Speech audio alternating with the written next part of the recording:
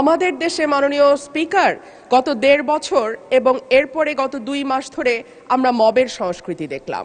আমরা দেখলাম বাংলাদেশ ব্যাংকের গভর্নরকে মব করে সরানো হয়েছে, আমরা দেখলাম বাসসের প্রধানকে মব করা হয়েছে, বরিশাল আদালতের প্রাঙ্গণে মব হয়েছে, সুপ্রিম কোর্ট লয়ার্স রুমে মব হয়েছে, ডেইলি স্টার প্রথম আলো ভাঙা হয়েছে, চট্টগ্রামে ১.৫ বছর আগে নেচে গেয়ে নাচ এবং গানের মাধ্যমে মব তৈরি করে ছিনতাইকারী সন্দেহে পিটিয়ে মারা হয়েছে, কুষ্টিয়ায় একজন কথিত পীরকে পিটিয়ে মারা হয়েছে কিছুদিন আগে। মাননীয় স্পিকার, আমাদের সম্মানিত মাননীয় স্বরাষ্ট্রমন্ত্রী আজকে উপস্থিত আছেন।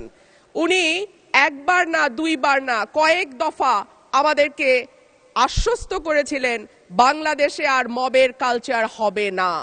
উনি আমাদেরকে আশ্বস্ত করেছিলেন বাংলাদেশে বিচারহীনতার সংস্কৃতি হবে না। উনি আশ্বস্ত করেছিলেন বাংলাদেশের মানুষ ন্যায় বিচার পাবে। কিন্তু আমরা দেখলাম একটির পর একটি জায়গায় মবের ঘটনা ঘটেই চলেছে। আজকে আমাদের স্বরাষ্ট্রমন্ত্রী উপস্থিত আছেন, আমি ওনার দৃষ্টি আকর্ষণ করে বলি, আজকে মাননীয় প্রধানমন্ত্রীও একই ধরনের কথা বলেছেন।